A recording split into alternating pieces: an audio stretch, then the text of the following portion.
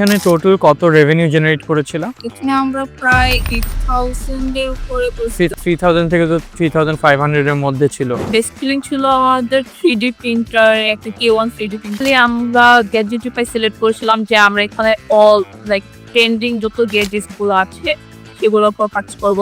But then আমরা কিছু AI product এখানে অ্যাড করেছিলাম যেগুলো আমরা অনেক ভালো সেলিং করেছিলাম।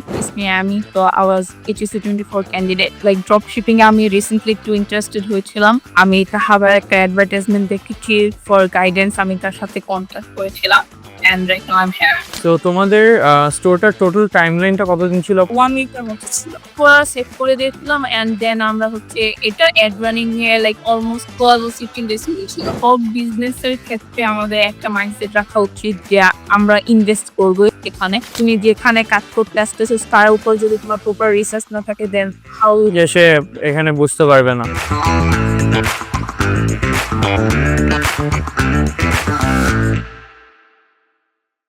Hello, assalamualaikum everyone. Hope you guys are doing well. So today I am here with one of my amazing students. Her name is Amy and she created a store. It's called Gadgetify. So Amy apu tumi jodi tomar introduction ta dita. Hello guys, it's me Amy. So I was HSC 24 candidate. So right now আমি asked করতেছি to go abroad as a student. So এখন আমি just like drop shipping আমি recently একটু interested হয়েছিলাম. Because since 2022 আমি এটার উপর একটু রিসার্চ করতেছিলাম and when আমি তাহাবার একটা অ্যাডভার্টাইজমেন্ট দেখেছি ফর গাইডেন্স, আমি তার সাথে কন্ট্যাক্ট করেছিলাম and right now I'm here. Yes, thank you so much Apu for the introduction. তুমি তোমাদের স্টোরটা ইজ Gadgetify, রাইট? সো এখানে নাম শুনে বোঝা যাচ্ছে যে ইউ গাইজ সোল্ড গ্যাজেটস। এটা নিয়ে যদি একটু বলতে যে how the inspiration came and what products were the best selling. So basically আমরা Gadgetify সিলেক্ট করেছিলাম যে আমরা এখানে অল লাইক ট্রেন্ডিং যত গ্যাজেটস গুলো আছে সেগুলোর উপর কাজ করব। বাট নিশানাদার ছিলাম, বাট লাইক দেন আমরা কিছু এআই প্রোডাক্ট এখানে লাইক অ্যাড করেছিলাম যেগুলো আমরা অনেক ভালো সেলিং করেছিলাম। তোমাদের বেস্ট সেলিং কোনটা ছিল আপু? বেস্ট সেলিং ছিল আমাদের 3D প্রিন্টার, একটা K1 3D প্রিন্টার যেটা ছিল সেটা একটু বেস্ট। তো এটাতে বেসিক্যালি লাইক মডেলস গুলো দিলে ওটা 3D প্রিন্ট করে ওরা তোমাদের মানে দিত। সো তোমাদের স্টোরটা কয়জন ছিল ইনিশিয়ালি, তারপরে কয়জন মিলে পুরোটা বিল্ড করেছে এটা যদি একটু বল। বেসিক্যালি আমরা স্টোরে ছিলাম 4 জন। তো আমি এন্ড আমার পার্টনার আরিফ ভাইয়া, আমরা দুজন বেশি অন টাইম দিয়েছিলাম। লাইক তোমরা এই মেইন কাজ করেছো আর কি এখানে। ফার্স্টে যারা দুইজন ছিল যেরকম আরিত্রা রয় আর নবীনের তো এক্সাম, সো কন্টিনিউ করে নেই, আর আরিত্রা তো বলছে যে পরে করবে।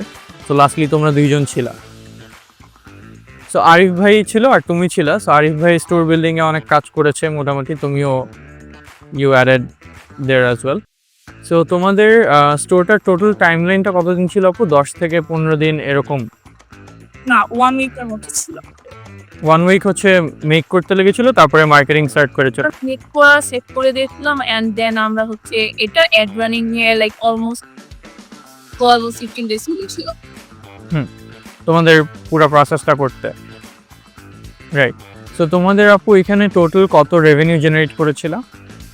এখানে আমরা প্রায় লাইক 8,000 এর উপরে 3000 প্লাস রেভিনিউ জেনারেট। আমারও এক্সাক্ট ফিগারটা মনে নেই, 3000 থেকে তো 3500 এর মধ্যে ছিল, রাইট?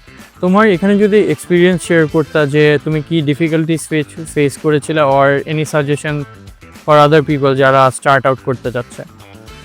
তো বেসিক্যালি যেহেতু স্টোরের ক্ষেত্রে আমি এন্ড আমার পার্টনার আমার পার্টনার আরিফ ভাই, সে ম্যাক্সিমাম টাইম দিয়েছিল এখানে এন্ড আমি লাস্টের 40% মতো এখানে কাজ করেছিলাম। বিকজ আমার আমি ফেসবুক মার্কেটিং এন্ড আদার্স যেগুলো ছিল সেগুলো দায়িত্বে ছিলাম। তো এই ক্ষেত্রে আমি যে আরিফ ভাই আমাকে যেগুলো সে করতে পারিনি, কে আমাকে সেগুলো দিয়েছিল। তার মধ্যে ছিল যে domain ad, then product review ad and product review অ্যাডের যে কালার চেঞ্জটা সেটা।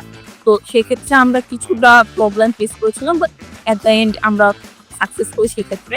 অ্যান্ড কিছুটা জায়গায় যেমন আমাদের প্রোডাক্ট রিভিউর ক্ষেত্রে কালার চেঞ্জের ক্ষেত্রে সেখানে একটু আমার কোডিং ইউজ করতে হয়েছিল to change the colour. Okay, so যারা নতুন স্টার্ট করতে যাচ্ছে ওদের জন্য do you have any suggestion যে ওদের এই জিনিসগুলো জানা উচিত বা এটাতে বেশি ফোকাস করলে স্টোরটা আরও বেটার হতে পারে? আই থিঙ্ক সব বিজনেসের ক্ষেত্রে আমাদের একটা মাইন্ডসেট রাখা উচিত যে আমরা ইনভেস্ট করবো এখানে। তো ইনভেস্টমেন্টের মাইন্ডসেট ফার্স্ট অফ অল দরকার আমাদের, অ্যান্ড রিসার্চ কোর্স দরকার। কজ তুমি যেখানে কাজ করতে আসতেছো তার উপর যদি তোমার প্রপার রিসার্চ না থাকে দেন হাউ যে সে এখানে বুঝতে পারবে না। আদার্স আমার মনে হয় যে ধৈর্য শক্তিটা কিছু কিছু জায়গায় প্রয়োজন হতে পারে। কজ ড্রপশিপিং এর ক্ষেত্রে দেখা যায় যে আমরা মার্কেটিং করতেছি বাট আমাদের অর্ডার আসে না। তো সেক্ষেত্রে যদি আমরা ফুড প্লেস হয়ে যেতে এটা পসিবল হবে না। এটা আই থিঙ্ক জেনারেল বিজনেসের ক্ষেত্রেও ড্রপশিপিং এর ক্ষেত্রেও, বাট ড্রপশিপিং অনেকে গেট রিচ কুইক ভেবে এসে যখন ইনিশিয়ালি অর্ডার না পায় ওরা একটু ডিসঅ্যাপয়েন্টেড হয়। তো এই জায়গাটায় ওদের ফোকাসটা রাখলে বেটার হয়। অলসো তোমাদের অ্যাডের বিষয়টা তো অনেক ইন্টারেস্টিং ছিল, এটা নিয়ে যদি একটু বলতা যে how your ad performed and এটাতে what was your experience? So আমাদের অ্যাড রানিংটা অনেকটা ইন্টারেস্টিং ছিল। লাইক ফার্স্ট ডেতে আমরা মোর দেন 70K এর মতো আমরা রিচ করি অ্যাড রানিং এর মাধ্যমে, অ্যান্ড প্রায় 1300 লিঙ্ক ক্লিক হয়, 1300 লিঙ্ক হয়েছিল। which is actually very unimaginable because 1300 link click $5 was huge. অন্য ব্যাচের সবাইও দেখে মানে they were really shocked. You know Abir, so আবিরও বলতেছিল যে মানে you guys did amazing with the marketing. And but second ডেতে আমরা পুরো লস প্রজেক্টে ছিলাম। লাইক আমরা অলমোস্ট $3 মতো স্ক্যান করার পর জাস্ট 17টা লিঙ্ক ক্লিক আসছিল, অ্যান্ড মানে রিচও হয়নি আমাদের। ওই অ্যাডটা was not successful. তারপরে আমরা সেম করে সেম, হ্যাঁ এক্স্যাক্টলি। কিন্তু তোমাদের এইখানে যে টেকনিকটা ছিল, তোমরা তো টিকটকের ভিডিওসগুলো ডাউনলোড করে তারপরে ওগুলা রিব্র্যান্ড করে মার্কেটিং করেছিল। This was a very clever technique to get আরও বেশি লিঙ্ক ক্লিকস। তো তোমাদের এরপরে আবার যে অ্যাডটা করেছিল that perform really well as well, 1200 link ক্লিকের মতো। স্টেজে আমরা যেটা করেছিলাম সেটা আবার একটু ভালো হয়েছিল। লাইক আমরা প্রায় 10,000-এর মতো রিচ আসছিল, অ্যান্ড 1200-এর মতো লিঙ্ক ক্লিক ছিল। অ্যান্ড ওই ভিডিওটা আমি সেম টিকটক থেকে লাইক অনেক টিকটক ভিডিও আমি কালেক্ট করছিলাম, কজ ওইটা আমার রেসপন্সিবিলিটি ছিল মার্কেটিং এর ক্ষেত্রে। সো অ্যান্ড আমি ওটাকে এডিট করেছিলাম ট্রেন্ডিং সং দিয়ে, তো ওইটা ভালো পারফরমেন্স করেছিল। ইয়েস। সো তোমার এখানে আপু আর কি কোনো সাজেশন আছে for anyone who wants to enrol in our programme, যে how we supported and how we did everything, এটা নিয়ে যদি ইফ ইউ কুড সে? তো বেসিক্যালি আমি যেটা মনে করি যে একটা কোর্স মিনস যে কোর্সটা কিনলে আমরা প্রপার নলেজ পেয়ে যাবো, অ্যাকচুয়ালি তা না। কোর্স আমাদেরকে প্রোভাইড করবে অ্যাকচুয়ালি গাইডলাইন। হ্যাঁ, গাইডলাইন। সো অ্যাবাউট মাইসেলফ, আমি হচ্ছে 2022 থেকে এটার উপর অনেকটা রিসার্চ করেছিলাম, বাট আমি সামহাও গাইডেন্সটা পাচ্ছিলাম না। সো ফর অ্যাটলিস্ট গাইডলাইন আমি তোমার কোর্সটা নিয়েছিলাম, অ্যান্ড তুমি আমাকে ইমপ্রুভ করেছো, and it was great. So I think for at least guideline তোমার কোর্স যারা I'm interested dropshipping they can try it out.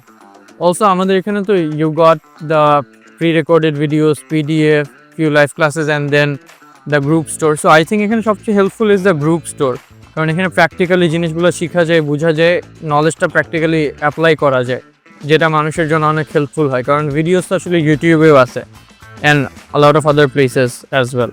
Store মেকিংটা আমরা ভিডিও ইউটিউব থেকে দেখে করতে পারতেছি, বাট অ্যাকচুয়ালি গাইডলাইনটা সব জায়গায় প্রোভাইড হয়। Exactly. So thank you so much Apu for being in our podcast and sharing the insightful thoughts.